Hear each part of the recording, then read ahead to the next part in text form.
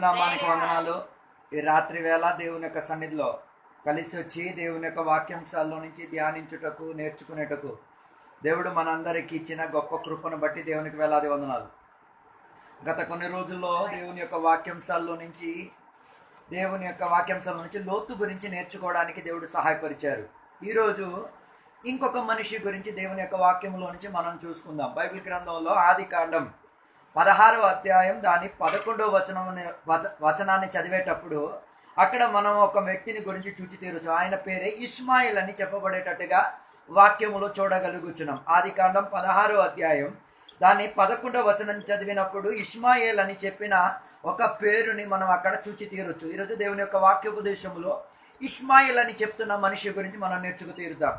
Ishmael అన్న పేరుకి అర్థము దేవుడు వింటున్నవాడు, లేకపోతే దేవుడు విన్నవాడు, వింటున్నవాడు అన్న రీతిగా అర్థం చెప్పబడేటట్టుగా మనం చూడగలిగేది. ఇష్మాయిల్ గురించి చూస్తే ఆయన అబ్రహాము కుటుంబములో అబ్రహాము యొక్క మొదటి కొడుకుగా పుట్టినవాడు. సరైన రీతిలో కాకపోయినా సరికాని రీతిలో పుట్టిన ఒక కొడుకుగా బైబిల్లో మనం చూచి తీరుతున్నాం.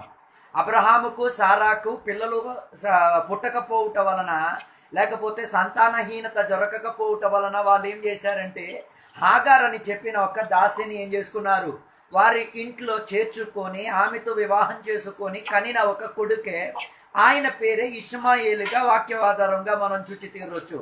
అయితే ఇష్మాయిలు అని చెప్పిన ఒక మనిషి అబ్రహాం యొక్క ఆత్మీక కుటుంబములో పుట్టుకు రావడానికి దేవుడు ఆయనకి సహాయం చేసి పెట్టారు. లేకపోతే మంచి ఆత్మీక స్థితిగతిని, ఆత్మీకతలో ఉన్న పరివేశాన్ని, దేవునికి ఎరిగే, దేవునితో తిరిగే, దేవునితో జీవించడానికి ఉన్న అనుబంధం ఆయనకి ఏం చేసింది, దొరికే ఒక స్థితిగతి ఆ ఇష్మాయిల్కి భాగ్యము కలిగేటట్టుగా దేవుని యొక్క వాక్యాధారములో మనం చూచి తీరొచ్చు.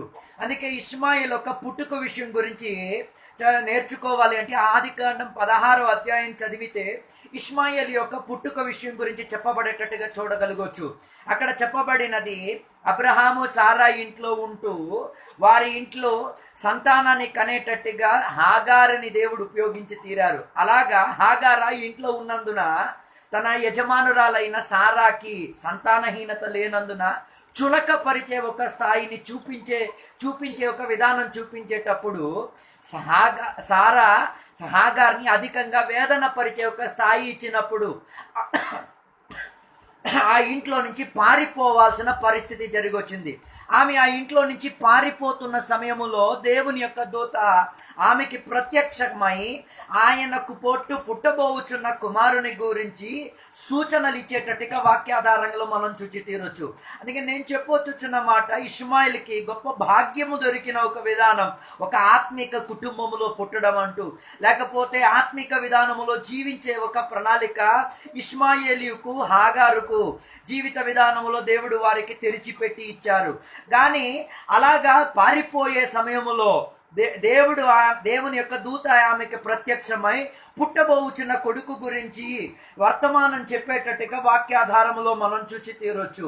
అందుకే ఇష్మాయిల్ గురించి చదివితే ఇష్మాయిల్కి పేరును తెలియబరిచింది దేవుడిగా వాక్యాధారంగా మనం చూచి తీరొచ్చు. అదే 16వ అధ్యాయం 11వ వచనం, ఆదికాండం 16వ అధ్యాయం 11వ వచనం చదివినప్పుడు మనం చూచి తీరొచ్చు, దేవుడే ఆయనకి ఏం చేసేది, పేరు పెట్టుకోవడానికి ఉన్న ప్రణాళికను ఏర్పరిచి తీరేది. ఒకటి, మంచి యొక్క ఆత్మిక కుటుంబములో పుట్టడానికి భాగ్యం దొరికింది. రెండోదిగా దేవుని ద్వారా పేరు పొందుకునే భాగ్యం కూడా ఏం చేసింది, ఇష్మాయిల్కి దొరికి తీరింది. కానీ ఆ స్థితిగతి అంతా పొందుకున్నవాడైనా కూడా ఏ రీతి కలిగే ఆత్మిక అనుబంధాన్ని ఆయన తన జీవితంలో కొనసాగించలేనట్టుగా మనం చూచి తీరొచ్చు.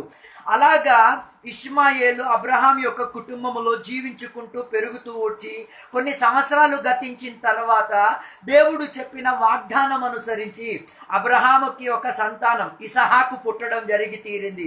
ఇసహాకు పుట్టడానికి ప్రారంభించేసరికి, లేకపోతే ఇసహాకు అబ్రహాము ఇసారా యొక్క కుటుంబములో పుట్టేసరికి ఇంకా అధికంగా ఈ హాగారు ఇష్మాయిల్ కలిసి ఏం చేశారంటే చులకపరిచేటట్టుగా, లేకపోతే ఎదురుపరిచేటట్టుగా ముఖం చూపించుకున్న విధానం చూపించుకోగలిగారు. దాని మూలంగా వారిని ఇంట్లో నుంచి తరిమి వేసి పంపించే ఒక స్థితిగతి జరిగి తీరింది.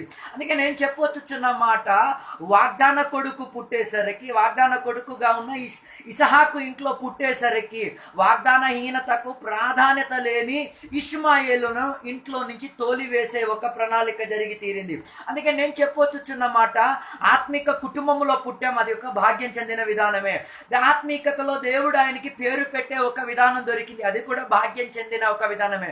కానీ ఆత్మీకతలో ఆత్మిక జీవితానికి వృద్ధి పొందించే, లేకపోతే ఆత్మీకతకు ఘనత పొందించేది కనబడలేకపోతే ఆత్మిక సమాజంలో నుంచి తోలివేసే ఒక స్థితిగతి జరిగి తీరొచ్చు.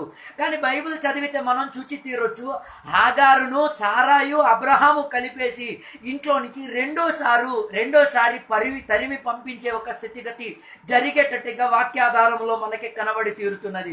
ఎందుకు తరిమించేశారంటే ఆమెలో ఏ రీతి కలిగిన ఆత్మిక స్థితిగతి కనబడక, లేకపోతే ఆత్మికతకు నిదర్శన కలిగే ఒక జీవితం లేనందున ఆమెని ఇంట్లో నుంచి పంపించేసే ఒక విధానం జరిగి తీరింది. కానీ గొప్ప విషయం ఏంటిది అంటే, వారికి కొంత మాత్రం ఆహారాన్ని, కొంత నీళ్ళనిచ్చి ఇంట్లో నుంచి తరిమి పంపించేశారు. అవన్నీ తాగి, అవన్నీ తిని కొంత దూరం ప్రయాణమై ఇంకా వారు ముందుకు వెళ్ళలేరు అని చెప్పి ఏడిచిన పరిస్థితిలో వారి కొరకు దేవుడు సహాయవర్తిగా దిగి వచ్చినట్టుగా వాక్యాధారంలో మనం చూచి తీరొచ్చు. అందుకే ఆదికాండం 21వ అధ్యాయము 20వ వచనం నుంచి చదివితే మనం చూచి తీరొచ్చు, వారికి దేవుడు సహాయం చేసి పెట్టే ఒక ప్రణాళిక దేవుడు ఆయన కొరకు తెరిచిపెట్టినట్టుగా మనం చూసి తీరొచ్చు.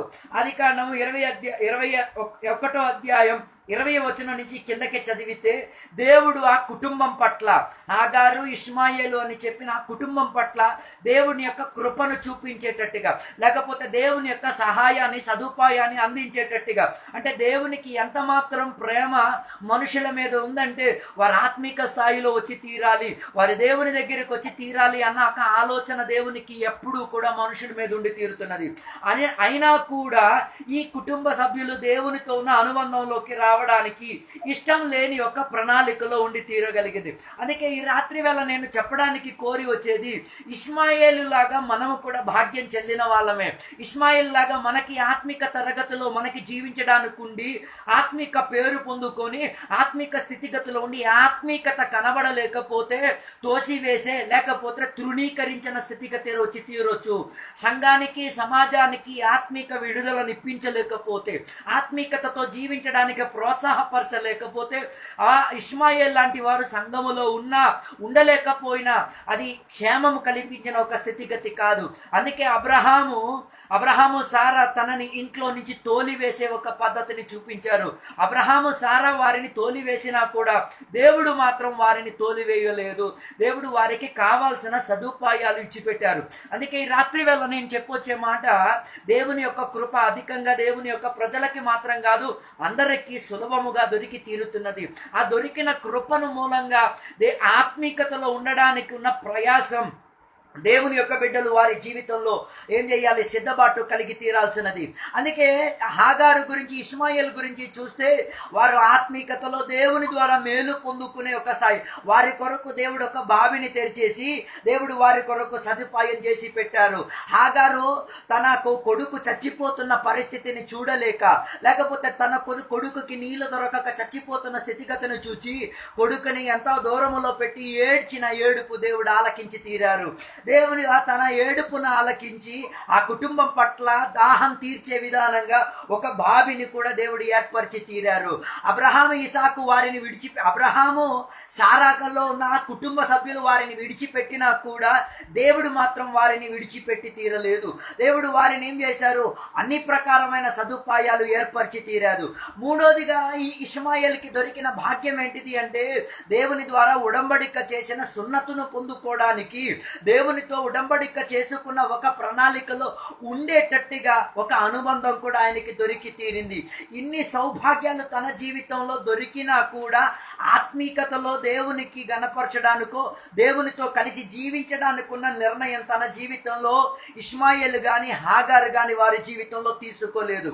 అందుకే బైబిల్ ఇసహాకు గురించి చెప్పిన కొన్ని మాటలు మనం వాక్యాధారంలో చూస్తే, యోబు గ్రంథము దాని 39వ అధ్యాయములో దాని 5-9 వరకు చదివినప్పుడు ఇష్మాయేలు గురించి ఉన్న స్వభావ తరగతి గురించి చెప్పబడేటట్టుగా మనం చూచి తీరొచ్చు. ఈ యోబు గ్రంథం 39 దాని 5-9 వరకు చదివినప్పుడు ఇసహాకు గురించి ఇష్మాయేలు గురించి చెప్పిన మాటలను మనం అక్కడ చూసి తీరొచ్చు. ఇష్మాయేలు గురించి అక్కడ చెప్పుతున్న మాటలు ఎటువంటిది అంటే, ఇష్మాయేలు ఒక అడవి గాడిదలానే ఉండి తీరుతాడు. ఆయన అడవి గాడిదిగా ఉండి తిరిగి బతుకుతూ ఆయనకు జీవితం జీవించడానికి ఏమై తీరేది, అడవియే శరణమై తీరేటట్టుగా మారి తీరుద్ది.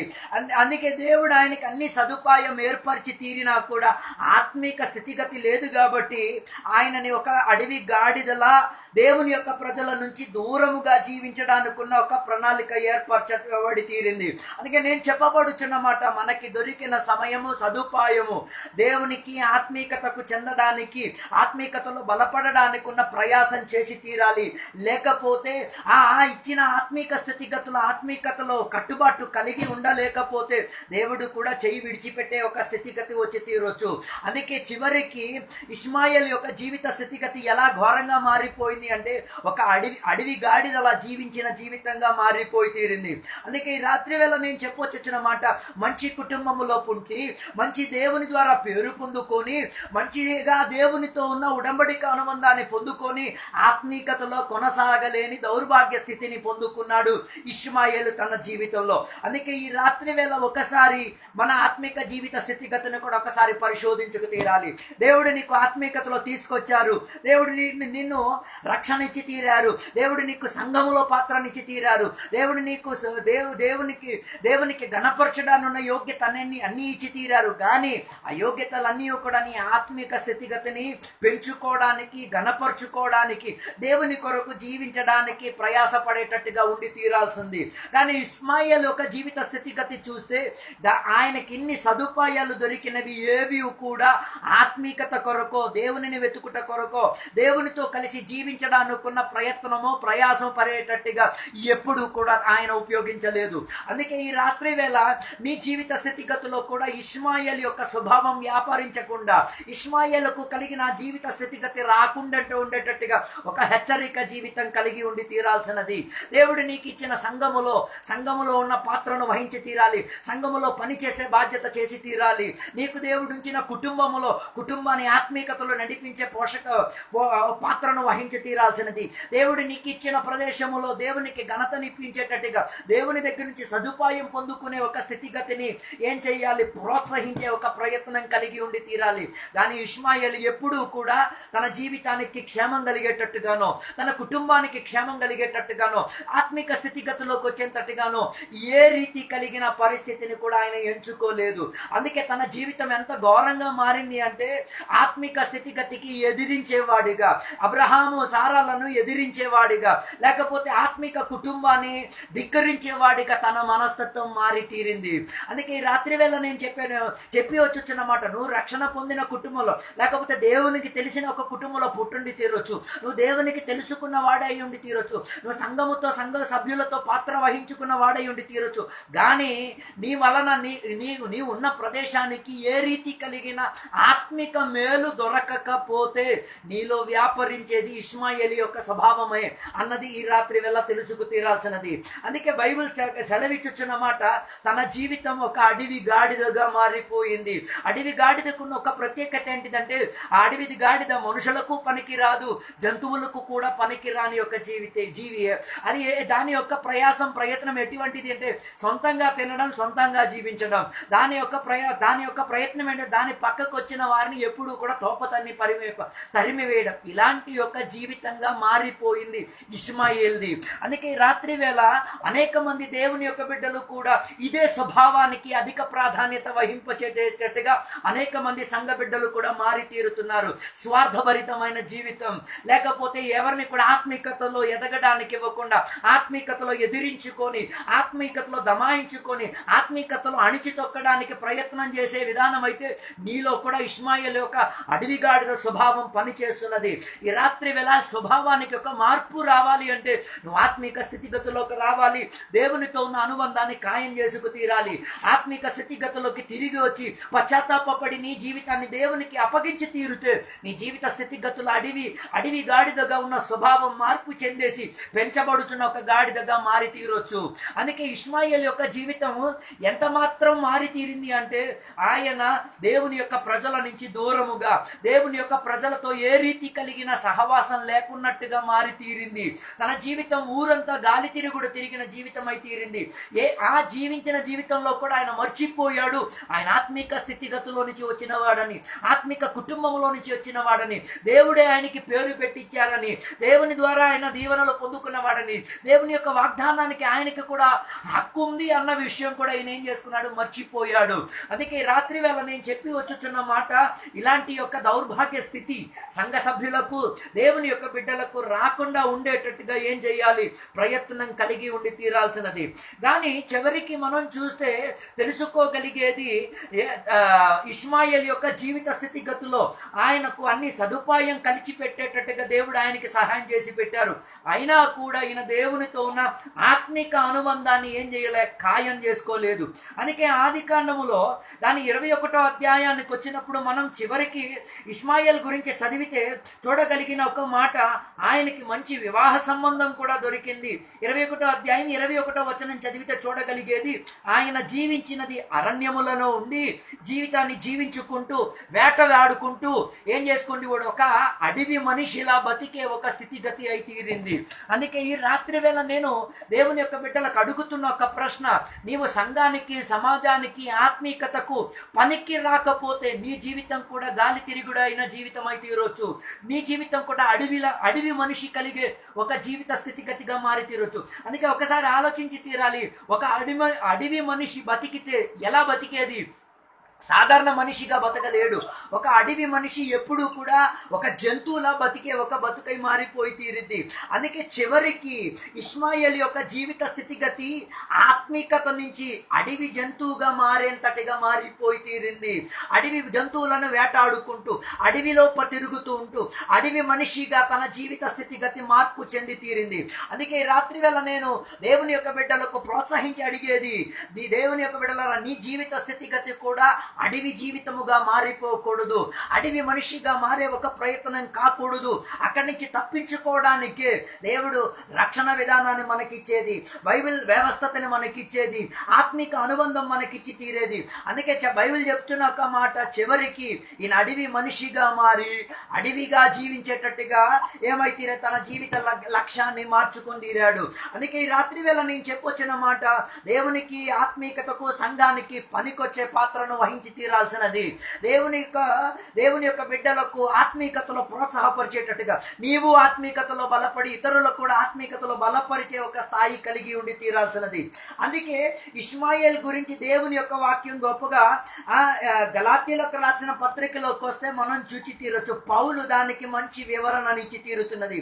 పౌలు ఇష్మాయేల్ని ఒక ఆత్మీకునిగా కాదు పోల్చి తీరింది.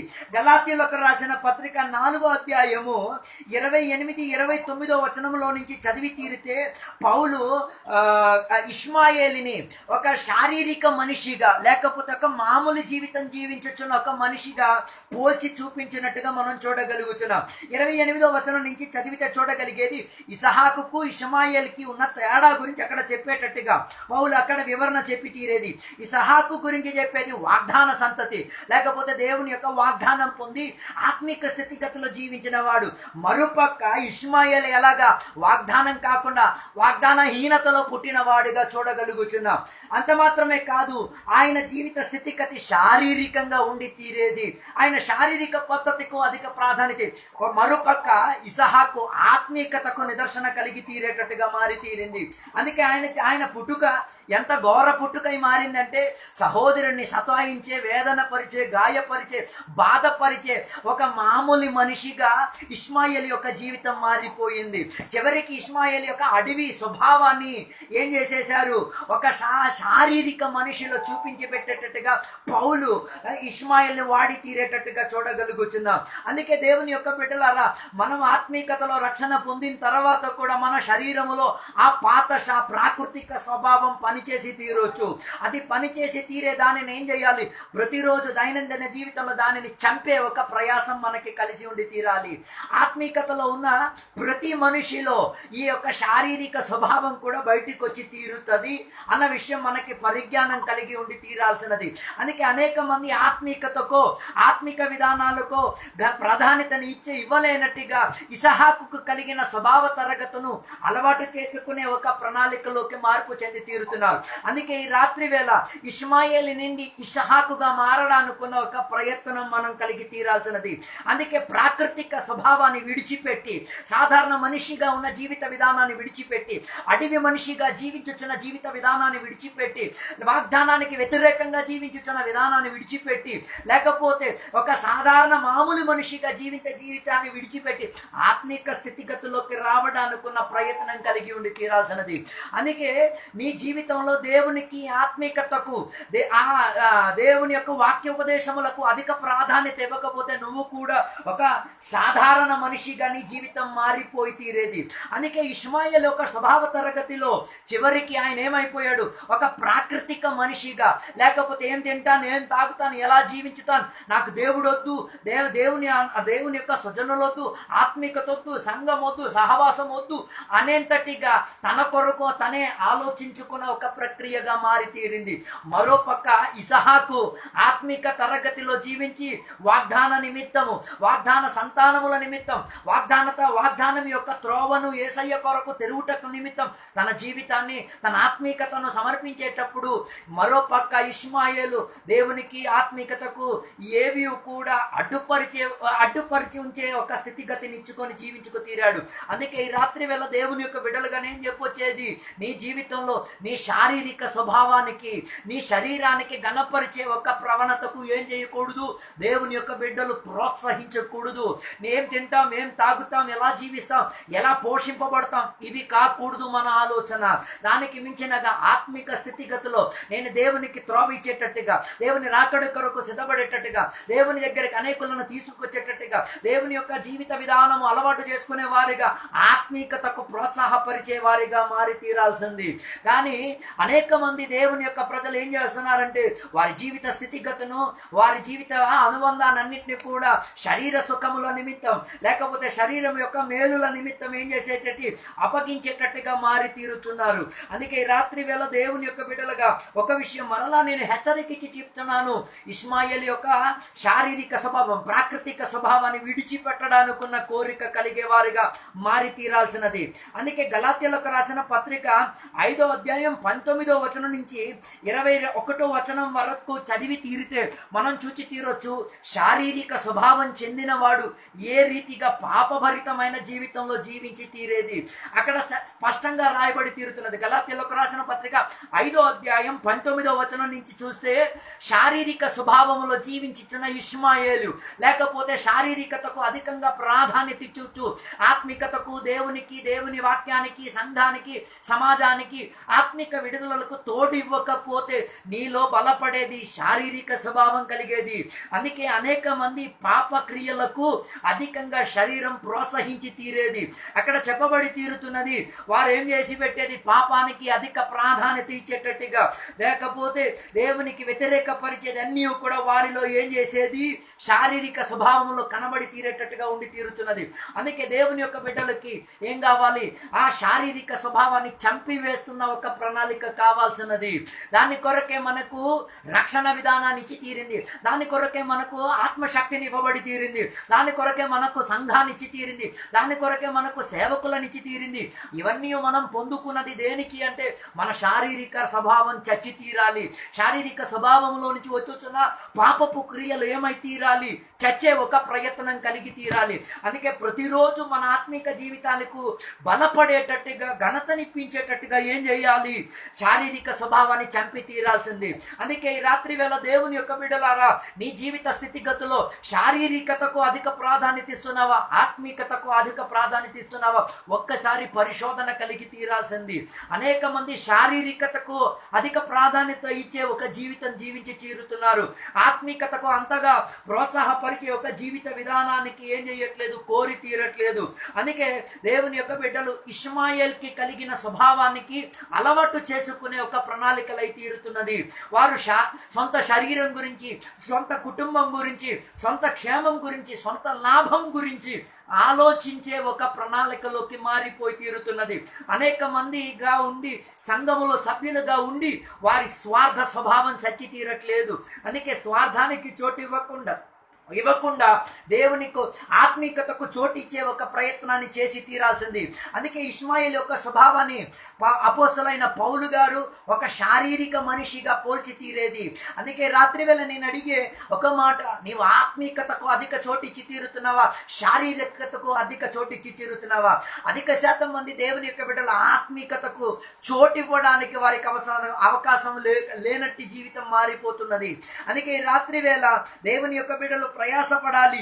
శారీరకతకు చోటివ్వకుండా ఆత్మీకతకు చోటిచ్చేటట్టుగా ఏం తింటాం, ఏం తాగుతాం, ఎలా జీవిస్తాం, ఇవి కాకుండా ఎలా నేను దేవుని యొక్క రాజ్యంలో చేరి తీరేది, దేవుని యొక్క రాజ్యం కొరకు ప్రయాసపడేది, ఆత్మీకత కొరకు జీవించేది. మన మనసు, ఆలోచన, తలంపులన్నీ కూడా ఆత్మీకత చెందేటట్టుగా మారి తీరాల్సింది.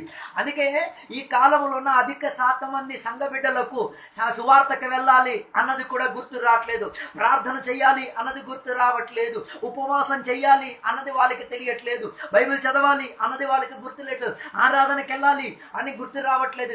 వేటికి కూడా వారు ఏం చేయట్లేదు, ప్రాధాన్యత ఇప్పించేటట్టుగా కోరి తీరట్లేదు. అందుకే అధిక శాతం మంది వారి శరీర సుఖముల నిమిత్తం ఎన్ని రోజులైనా పనులకు వెళ్తారు, ఎన్ని రోజులైనా ప్రయాసపడి తీరుతారు, కానీ ఆత్మీకత నిమిత్తం ప్రయాసపడే ఒక స్థితిగతిని మనకు అధికంగా కనబడటలేదు. అందుకే ఒకవేళ నీవు ఆత్మీకత కొరకు ప్రయాస పడకపోతే, ఆత్మికత కొరకు సమయం ఇప్పించకపోతే, ఆత్మిక స్థితిగతులను గణపరిచే విధానాన్ని కొరకు జీవితం సమర్పించకపోతే నీలో పని చేసేది ఇష్మాయేలు యొక్క స్వభావం అన్నది తెలిసి తీరాలి. దానిని చంపడానుకున్న కోరిక దేవుని యొక్క బిడ్డలు ఏం చేయాలి, ఆత్మికత ద్వారా ప్రయాసపడి తీరాలి.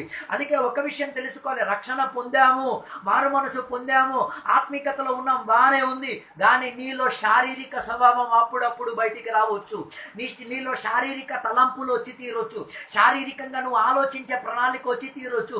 అందుకే ఆత్మీక స్థితిగతుల్లోకి రావడానికి ప్రయాస కలిగిన వారిగా మారి తీరాల్సింది.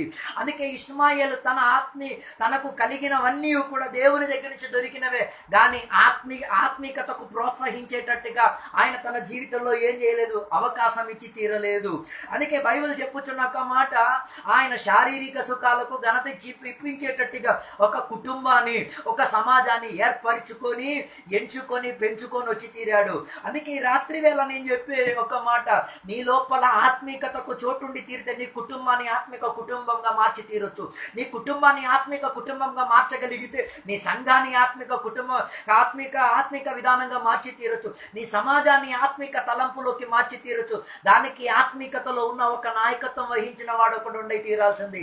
ఒకవేళ నీవు ఆత్మికతను ఆలోచించకపోతే నీ కుటుంబాన్ని ఇష్మాయేలు యొక్క స్వభావముగా, శారీరక స్వభావాన్ని గణపరిచేటట్టుగా మారి తీరేది. అందుకే మనం దేవుని యొక్క బిడ్డలుగా ఒక్కసారి పరిశోధన చేసి తీరాలి. ఎంత మాత్రం ఆత్మీకతను ఘనత ఇప్పించేటట్టుగా జీవితాన్ని కొనసాగించి తీరుతున్నాం, ఆత్మీకతతోనేనా మనం ఆలోచించేది, ఆత్మీకత కొరకైనా మనం జీవించేది, ఆత్మీకతను ప్రోత్సాహపరిచేటట్టుగా మన జీవిత గమ్యం, మన దర్శనం ఆత్మీకతను బలపరిచేటట్టుగా, మన దర్శనం ప్రజలకు ఆత్మీకతను ఇప్పించేటట్టుగా, ఆత్మీకత కొరకు ఎంత మాత్రం ప్రయాస పడుతున్నామో ఈ రాత్రి వేళ ఒక్కసారి పరిశోధన కలిగి తీరాల్సింది. అధిక శాతం మంది ప్రజలు శారీరకతకే అధికంగా ఘనతనిచ్చేది. 3 సార్లు భోజనం తింటారు కానీ 3 సార్లు ప్రార్థన చేయడం తెలియదు. 3 పొద్దున్న నుంచి సాయంత్రం వరకు పని చేస్తారు కానీ పొద్దున్న నుంచి సాయంత్రం వరకు ఆరాధనకి వెళ్ళాలన్నది మర్చిపోతున్నారు. ఉపవాసం చేయాలి అన్నది విడిచిపెట్టి తీరుతున్నారు. అలాంటివన్నీ కూడా వదిలించేసేకున్నట్టుగా, లేకపోతే చులక దుఃఖపరిచేటట్టుగా అనేక మంది ఇష్మాయేలుకు ఘనతనిప్పించి తీరుతున్నారు. అందుకే ఈ రాత్రి వేళ దేవుని యొక్క బిడ్డలు ఏం చేయాలి? ఆత్మీకతకు ప్రోత్సాహపరిచేటట్టుగా, ఆత్మీకతకు ఘనతనిప్పించేటట్టుగా జీవితాలు ఏం చేయాలి? నిర్ణయం తీసుకు తీరాల్సింది. అందుకే దేవుని యొక్క వాక్యం చెప్తున్న ఒక మాట, గలాతీ పత్రిక 5వ అధ్యాయం 16వ వచనం చెప్తున్న ఒక మాట. అందుకే దేవుని యొక్క బిడ్డలారా, మీరేం చేయాలి? ఆత్మశక్తి ద్వారా జీవించుటకు, ఆత్మశక్తి ద్వారా జీవితాన్ని కొనసాగించుటకు, జీవితాన్ని ఏం చేయాలి? సమర్పించుకు తీరాలి. మనలో దేవుని యొక్క ఆత్మశక్తికి చోటుని, సమర్పణను ఇచ్చి జీవించే ఒక జీవితానికి చోటిచ్చి తీరితే పాప స్వభావాలకి ఏం చేయలేము?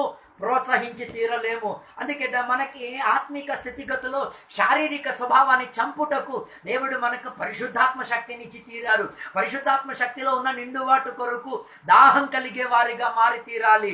అధికంగా ఆత్మశక్తిలో నియంత్రణ కలిగిన జీవితం కలిగే వారిగా మారి తీరాలి. అందుకే మన నడవడిక పరిశుద్ధాత్మతో నిండిన ఒక నడవడిక ఉండి తీరాల్సింది. అందుకే ఈ రాత్రి వేళ నేను చెప్పొచ్చున్న మాట, ఇష్మాయేలు యొక్క జీవిత స్థితిగతిని పరిశోధించుకు తీరండి. ఏదైనా రీతిగా నీలో ఇష్మాయేలుకున్న స్థితిగతి పనిచేసి తీరుతున్నదంటే ఈ రాత్రి వేళ దానికి ఒక విరామం, ఒక ముగింపు, లేక ఒక సరిహద్దు వేసి ఆత్మిక స్థితిగతిలోకి మార్చడానికి కోరి తీరండి. ఆ అడవి మనిషికున్న స్వభావం మారి ఆత్మిక మనిషిగా మార్పు చెంది తీరండి. ఆత్మికతకు ఘనత చెందే ఒక స్వభావాన్ని అలవాటు చేసుకోండి. దాని కొరకే దేవుడు మనకి పరిశుద్ధాత్మ శక్తిని మనకిచ్చింది.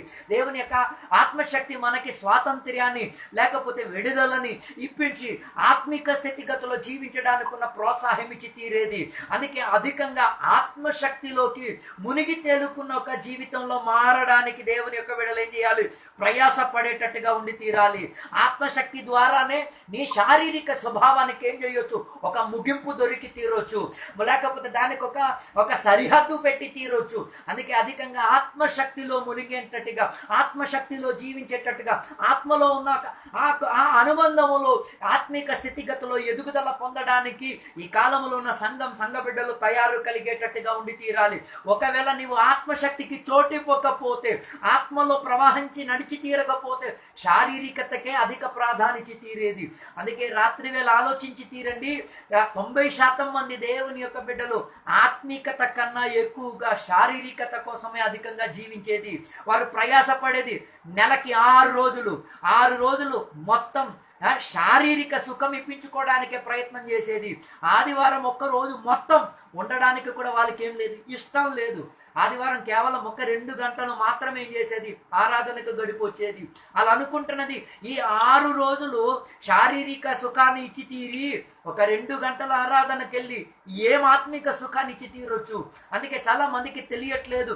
సంఘముతో కలిసి ఉండి తీరాలి, సంఘం యొక్క అన్ని పరిచర్యలో పాత్ర వహించి తీరాలి అని చాలా మందికి అర్థం చేయట్లేదు. అందుకే చాలా మంది ఎంచుకోలేకపోతున్నారు. నేను ఆరాధనకి వెళ్ళాలా, పనికి వెళ్ళాలా అన్నది కూడా వాళ్ళు ఏం చేయలేకపోతున్నారు, ఎంచుకోలేకపోతున్నారు. కారణం ఏంటి? వాళ్ళకి అర్థం కావట్లేదు. నేను పనికి వెళ్తే నేను నా శరీరానికి సుఖం ఇచ్చి తీరుతున్నాను, ఆరాధనకి వెళ్తే నేను నా ఆత్మకు లేకపోతే ఆత్మిక విడుదలకు నేనేం చేస్తున్నా? త్రోవ ఇచ్చి తీరుతున్నాను అన్నది చాలా మందికి అర్థం కావట్లేదు. అందుకే చాలా మంది ఉపవాస కూడికలు వచ్చినప్పుడు నేను పనికి వెళ్ళాలా, ఉపవాస కూడికి వెళ్ళాలా, వారికి తేడా అర్థం కావట్లేదు.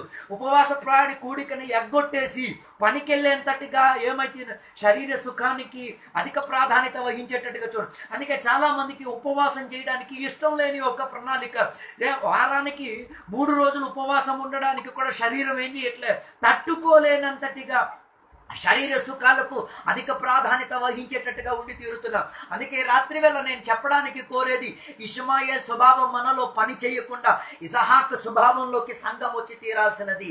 ఇసహాకు లాగున్న ఆత్మీక స్థితిగతులోకి మార్పు చెందే ఒక జీవిత విధానం మనం కోరుకొని ఏం చేయాలి? ఆశపడి తీరాల్సింది.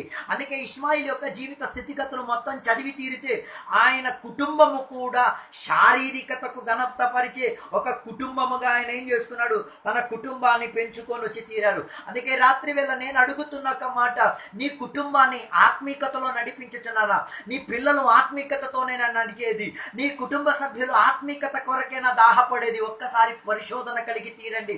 90% ఇళ్లలో ఉన్న వాళ్ళు శారీరక సుఖాల నిమిత్తమే జీవించేది. శారీరక సుఖం నిమిత్తం ఎంత ప్రయాస పడతారు, కానీ ఆత్మిక సుఖాన్ని నిమిత్తం అంత ప్రయాస పడే ఒక స్థితిగతి లేదు. అందుకే అధికంగా ఇష్మాయేలు యొక్క స్వభావం ఏం చేసేది? తీరేది, వ్యాపరించి తీరేది. అందుకే ఈ రాత్రి వేళ దేవుని యొక్క విడలగా శరీర సుఖానికి చంపుటకు, దాని యొక్క స్వభావమును పూర్తిగా తీసివేయుటకు, ఆత్మిక స్థితిగతులోకి రావడానికి ఉన్న ప్రయాసం కలిగేటట్టుగా మారి తీరాల్సింది. దాని కొరకు మనకేం కావాలి?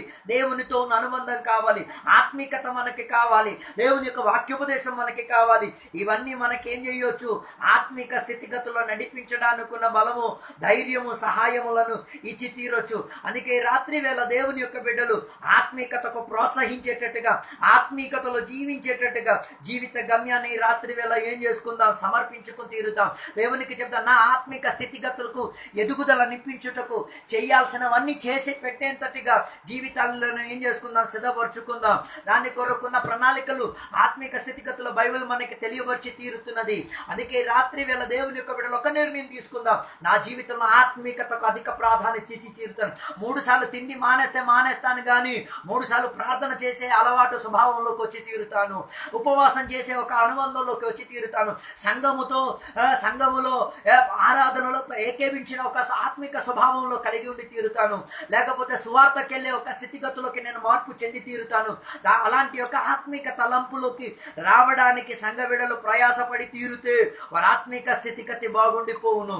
అందుకే నేను చెప్పొచ్చిన మాట, ఇష్మాయేలు మంచి కుటుంబములో పుట్టి ఆత్మికత ద్వారా పొందిన సకల దీవెనలు పొంది తన జీవితం శరీర సుఖము నిమిత్తము శరీర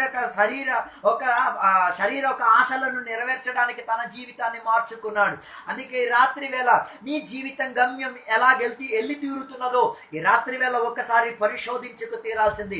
ఎంత మాత్రం ఆత్మికతకు నీవు చోటిస్తున్నావు, ఎంత మాత్రం నీవు శారీరకతకు చోటిచ్చి తీరుతున్నావు, ఒక్కసారి రాత్రి వేళ పరిశోధించుకు తీరండి. ఒకవేళ నీ జీవితంలో శారీరకతకు అధిక ప్రాధాన్యత ఇచ్చి తీరుతున్నావంటే నీ జీవితం ఇష్మాయేలుకున్న జీవితంగానే మారి తీరేది. నువ్వు చివరికి ఆత్మిక స్థితిగతులన్నీ అనుభవించి దేవుని దగ్గర నుంచి మేలులను పొందుకొని, దేవుని దగ్గర నుంచి అన్ని క్షేమం పొందుకొని నువ్వు మారేది ఒక అడవి గాడిదలాగే, నువ్వు మారేది ఒక ఊరు తిరుగుతున్న ఒక మనిషిగా మారి తీరొచ్చు. లేకపోతే నువ్వు ఎవరికి పనికిరాని ఒక స్థితిగతిలోకి వెళ్ళి తీరొచ్చు. కానీ దాంట్లో నుంచి మార్పు చెంది తీరడానికి నీకు ఆత్మిక స్థితిగతి ఈ రోజు కూడా ఏమై తీరింది? తెరవబడి అప్పగించబడి ఉంచబడి ఉన్నది. అందుకే ఆత్మిక స్థితిగతిని ఎంచండి. ఆత్మికతకు బలపరిచే దాని కొరకు ప్రయాసపడి తీరండి. దాని కొరకు మనకి సంఘం ఉంది, మనకి నేర్పించుచున్న బోధకులు ఉన్నారు, మనకు మంచి ఉపదేశించడానికున్న వ్యవస్థితి వాక్యాధారములో ఉన్నాయి. అవన్నీ కూడా మనకేం చేయొచ్చు? ఆత్మికతకు బలపరిచే ఒక ప్రణాళికను ఇప్పించి తీరొచ్చు. అందుకే దేవుని యొక్క బిడ్డలారా, ఈ రాత్రి వేళ నీ జీవిత స్థితిగతిని ఒక్కసారి పరిశోధించుకోండి. నీ జీవిత స్థితిగతికు ఆత్మిక వైపులోకి తిరగడానికి ఉన్న ప్రయాసం, ఆత్మిక స్థితిగతిలో జీవించి తీరడానికి, ఆత్మికతలో నేను దేవునికి రుణపడి ఉన్నాను, ఆత్మికతకు నేను ఏమై తీరన్నాను, ఆత్మిక జీవితానికి అందరికీ తెలియపరచడానికి నేను నా జీవితమే దాని కొరకు దేవుడి సహాయపరిచేది అన్నది పోల్చుకునే ఒక పరిస్థితిలోకి రావాల్సింది. అందుకే ఈ రాత్రి వేళ దేవుని యొక్క బిడ్డలుగా ఆత్మికతకు అధిక ప్రాధాన్యత ఇప్పించే ఒక స్థితిగతికి ఏం చేయాలి? జీవితంలో అలవాటు చేసుకు తీరాల్సినది. అధికంగా ఆత్మికత కొరకు దాహం కలిగేటట్టుగా, అధికంగా ఆత్మిక ఆలోచన వచ్చేటట్టుగా, అధికంగా ఆత్మికతకు ఇంట్లో, కుటుంబములో, సంఘములో, సమాజములో పరిచయం ఇప్పించేటట్టుగా జీవితాన్ని ఒక్కసారి పరిశోధించుకు తీరుదాం. అందుకే మనము కానీ ఆత్మిక స్థితిగతులను అలవాటు చేసుకుంటే మన కుటుంబం ఆత్మిక స్థితిగతుల్లోకి వచ్చి తీరుతుంది, మన పిల్లలు ఆత్మిక స్థితిగతులను ఎంచుకు తీరుతారు, మన సమాజం ఆత్మిక స్థితిగతిని ఎంచి తీరుతుంది. మనం జీవించుతున్న లోకం ఆత్మికతకు ప్రోత్సహించే ఒక లోకంగా మారి తీరొచ్చు. అందుకే ఈ రాత్రి వేళ ఒక్కసారి పరిశోధన కలిగే ఒక స్థితిగతి మనకి కావాలి. నీవు జీవించుచున్న జీవిత విధానం ఆత్మికత కొరకు ప్రాధాన్యత వహించేదా, శారీరకతను ప్రాధాన్యత వహించేదా ఒక్కసారి పరిశోధించుకు తీరాల్సింది. అందుకే దేవుడు ఇష్మాయేలుని దేవుని యొక్క స్వజనులతో, దేవుని యొక్క అబ్రహాము తన కుటుంబముతో ఆయన ఏం చేయలే? కలిపి పెట్టలే. కారణం ఏంటిది? ఆయన అబ్రహాము కుటుంబముతో కలిసి ఉండి తీరితే వాళ్ళ ఆత్మికత కూడా ఏమై తీరొచ్చు? పాడైపోయే స్థాయిలోకి వెళ్ళి తీరొచ్చు. అందుకే ఈ రాత్రి వేళ ఒక్కసారి మన జీవితాన్ని కూడా ఏం చేయాలి? పరిశోధన కలిగి మార్పు చెందించి తీరాల్సింది. మనందరిలో శారీరక శారీరక స్వభావం ఉంది. దానిని ఏం చేయాలి? ఆత్మీకతలోకి మార్చడానికి ఉన్న ప్రయత్నం, ప్రయాసం ఏం చేయాలి? ప్రతిరోజు అలవాటు చేసుకు తీరాలి. ప్రతి క్షణం దాని గురించి ప్రయాసపడేటట్టుగా తీరాల్సింది. అందుకే ఆత్మీకత కొరకున్నవన్నీ కూడా దేవుని యొక్క వాక్యోపదేశం మనకి నేర్పించి తీరుతున్నది. నువ్వు ఆత్మీకతకు కానీ చోటివ్వకపోతే, ఆత్మిక విధానానికి జీవితం అప్పగించకపోతే, నీలో పని చేసేది శారీరక స్వభావంగా మారిపోయి తీరొచ్చు, శారీరక ఆలోచనలు మారిపోయి తీరొచ్చు, శారీరక విధానములో జీవించే ప్రణాళికలు అయి తీరొచ్చు. అందుకే రాత్రి వేళ దేవుని యొక్క బిడలుగా పోల్చండి. నీ ఆత్మిక స్థితిగతును ఒక్కసారి పరిశోధించుకొని మార్పు చెందించడానికి కోరి తీరాలి. అందుకే ఈరోజు ఆలోచించాలి, నీలో వృద్ధి చెందేది, బలపడేది ఇష్మాయేలా, ఇసహాక? ఈ రాత్రి వేళ ఒక్కసారి పరిశోధించుకో. నువ్వు ఇసహాకులాగా వాగ్దాన కొడుకుగా జీవించుచున్నావా, లేక శారీరక సుఖాలకు ప్రాధాన్యత ఇప్పించేవాడిగా మారుతున్నావా? నువ్వు ఇసహాకులాగా యేసయ్యకు పుట్టడానికి, యేసయ్యకు జీవిత విధానం తెరవడానికి ఉన్న త్రోవను సిద్ధపరచుచున్నావా, లేక యేసయ్య పుట్టకుండా ఉండేటట్టుగా ఎదురించుచున్న ఇష్మాయేలుగా ఉండి తీరుతున్నావా? ఒకసారి పరిశోధన కలగాలి. నువ్వు నీకు వాగ్దాన సంతానములో దొరికేటట్టుగా నువ్వు వాగ్దానం కొరకు ఆగి తీరుతున్నావా, లేక వాగ్దానాలన్నీ కూడా ఎదిరించుకున్న ఇస్మాయిల్గా మారి తీరుతున్నావా? ఈ రాత్రి వేళ ఒక్కసారి పరిశోధన కలిగి తీరాల్సింది. అందుకే చివరికి ఇస్మాయిల్ యొక్క జీవిత స్థితిగతి ఏమై తీరిందో తెలుసా? అనాత్మీకుడిగా ఉన్న జీవిత స్థితిగతిగా తన జీవితం మారి తీరింది. ఆయన పిల్లలు కూడా ఏమై తీరారు? అనాత్మీకులుగా మారి తీరారు. దేవుడు లేక, దేవునితో అనుబంధం లేక, దేవుని దగ్గర నుంచి మేలులేమి పొందకుండా ఏమై తీరేదు.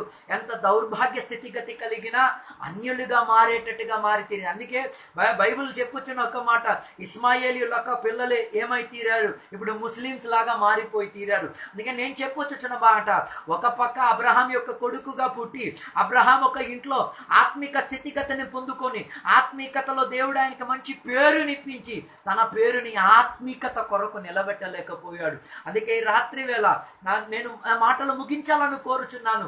నువ్వు నీ జీవిత స్థితిగతుల్లో ఆత్మీకతకు నిదర్శనగా జీవించుచున్నావా? ఆత్మీకతను గణపరిచే జీవితాన్ని జీవించుచున్నావా? ఆత్మీకతను బలపరచడానికో, ఆత్మీకతను ప్రజలకు ఇచ్చి తీరడానుకున్న ఒక జీవితమా, శారీరకతకు ఘనత పరిచే ఒక జీవితమా? నీ పిల్లలకు ఆత్మీకత కొరకు జీవితాన్ని తయారు చేస్తున్నావా, శారీరకత కొరకు నీ పిల్లలను తయారు చేస్తున్నావా? నీ కుటుంబానికి ఆత్మీకతను ఇప్పించి తీరుతున్నావా, నీ కుటుంబానికి శారీరకత ఇప్పించి తీరుతున్నావా? అధిక శాతం మంది ప్రజలు శారీరకత కొరకు జీవించే ఒక ప్రయాసములో మారి తీరుతున్నారు. అందుకే రాత్రి వేళ దేవుని యొక్క వాక్యోపదేశం విన దేవుని యొక్క బిడ్డలారా, ఆత్మికత కొరకు ప్రయాస పడేటట్టుగా నేను ఇష్మాయేలు నుండి ఇసహాకుగా మారి తీరుతాను.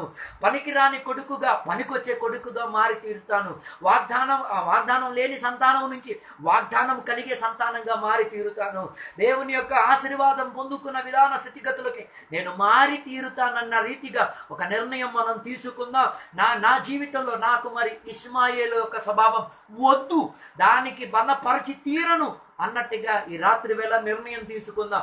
అలాగైతే మనం ఆత్మీకులై తీరొచ్చు, ఆత్మ సహవాసంలో జీవించి తీరొచ్చు, ఆత్మిక విడుదల అనుభవించి తీరొచ్చు, ఆత్మిక క్షేమాభివృద్ధిలో జీవించి తీరొచ్చు. అందుకే నిర్ణయం ఈరోజు మీ చేతిలో ఉన్నది. ఇసహాకుని బలపరుస్తారా, ఇష్మాయేలుని బలపరుస్తారా? నిర్ణయం మీ చేతిలో ఉంది. దేనిని మీరు బలపరుస్తారో దాని పోలికలోనే నీ జీవితం కట్టబడి తీరేది, నీ కుటుంబం కట్టబడి తీరేది, నీ ప్రదేశంలో ఉన్న ప్రజలు కట్టబడి తీరేది. అందుకే ఎంచుకోవడానికి ఉన్న నిర్ణయం దేవుడు మీ చేతికి ఇచ్చి తీరారు. అందుకే రాత్రి వేళ దేవుని యొక్క సన్నిధిలో ఒప్పుకు తీరుదాం. దేవునికి చెప్తాం, దేవా నన్ను ఒక ఇసహాకుగా మార్చి తీరుము దేవా, నేను ఆత్మీకుడై మారి తీరాలి, ఆత్మీకతను గణపరిచేవాడిగా నా జీవితం మారి తీరాలి. ఈ రాత్రి వేళ దేవుని యొక్క సన్నిధిలో ఒప్పుకు తీరుదాం. దేవుని యొక్క సన్నిధిలో ప్రార్థన చేసుకుందాం. కృప కలిగిన దేవానికి వందనాలు తెలియవస్తున్నాం. ఈ రాత్రి వేళ దేవాన్ని సన్నిధిలో నీ వాక్యాంశాల్లో నుంచి నేర్చుకోవడానికి, చదువుకోవడానికి నీవు ఇచ్చిన గొప్ప సాయిని బట్టి దేవానికి వందనాలు తెలియవస్తున్నాం. దేవ ఇష్మాయేలు గురించి వినగలిగాం. మంచి కుటుంబంలో పుట్టి మంచి పేరు దేవుని ద్వారా పొందుకొని ఆత్మిక మేలులు విడుదలలు అన్నీ ఆస్వాదించి ఆత్మిక క్షేమాభివృద్ధిలో జీవించి తన జీవితం ఆత్మికతలో నిలబెట్టలేకపోయాడు. తన జీవితం ఎంత మాత్రం దౌర్భాగ్య స్థితిలోకి వెళ్ళి తీరింది. ఆయన దేవుని యొక్క ప్రజలకు ఆత్మికతో పనికిరానట్టుగా శరీర సుఖములకు తన సొంత శరీరము, సొంత కుటుంబం, సొంత జీవితం దాని గురించి ఆలోచించే ఒక జీవితంలో మారి దేవా ఆత్మికతకు వెతురుగా ఎదిరించేటట్టుగా మారిపోయి తీరాడు. దేవా అలాంటి స్థితిగతి మా జీవితంలో రాకూడదు. ఈ రాత్రి వేళ దేవా నీ సన్నిధిలో మేము ఒప్పుకు తీరుతున్నాం. కొన్నిసార్లు ఆత్మీకతకు చోటివ్వలేక, ఆత్మీకతను బలపరచడం, ఆత్మీకతగా ఆలోచించకుండా, ఆత్మీకతలో జీవించకుండా, శారీరకతను, శారీరక ఇష్టాలకు అధిక ఘనతను వహించే ఒక పాత్రలోకి జీవితం మారిపోయి తీరుతున్నది. దేవా ఈరోజు ఒప్పుకు తీరుతున్నాం. మాకు ఆత్మశక్తి కావాలి, మాకు సంఘం కావాలి, మాకు ఉపదేశం కావాలి, మాకు దేవునితో ఉన్న సహవాసం కావాలి, దేవునితో ఉన్న ఆత్మిక అనుబంధం కావాలి. ఆత్మికత కొరకున్న ప్రయాసములో మేము ప్రయాణం చేసి తీరుతామన్న నిర్ణయం తీసుకుంటున్నాం. దేవా మమ్మల్ని ఆత్మికులుగా మార్చి తీరండి. మా శరీరములో ఉన్న శారీరక స్వభావం చచ్చి తీరాలి. ఆత్మికతకు ఘనతనిచ్చేటట్టుగా, ప్రోత్సాహపరిచే ఒక ఇసహాకు జీవితం జీవించేటట్టుగా దేవా మమ్మల్ని అందరినీ కూడా సహాయపరచండి. ఈ రాత్రి వేళ ఒప్పుకున్న బిడ్డలందరి కొరకు ప్రార్థన చేస్తున్నాం. దేవా వారి ఆత్మిక స్థితిగతులు దేవా శారీరకత నుంచి ఆత్మికతలోకి మారడానికి, శారీరక విధానంలో ఆత్మిక తలంపుగా మారడానికి, శారీరక క్షేమాలు ఆత్మిక క్షేమాభివృద్ధిగా మారడానికి ప్రియబిడ్డలకు సహాయపరచండి. ఇంతసేపు మమ్మల్ని వాక్యోపదేశంలో హెచ్చరిక పరిచినందుకు వందనాలు, దీవెనలతో నింపినందుకు వందనాలు, సహాయపరిచినందుకు వందనాలు. యేసు నామములో అడిగి వేడుకున్న పరమ తండ్రి, ఆమేన్. తండ్రి యొక్క కుమారు యొక్క పరిశుద్ధాత్మక సావాసం ఇప్పుడు ఎల్లప్పుడు వాక్యం ఆలకించిన సకల బిడ్డలతో దేవాని రెండో రాకడ వరకు తోడయుందును గాక. Amen. Praise lord. Praise lord అమ్మా. ప్రైజ్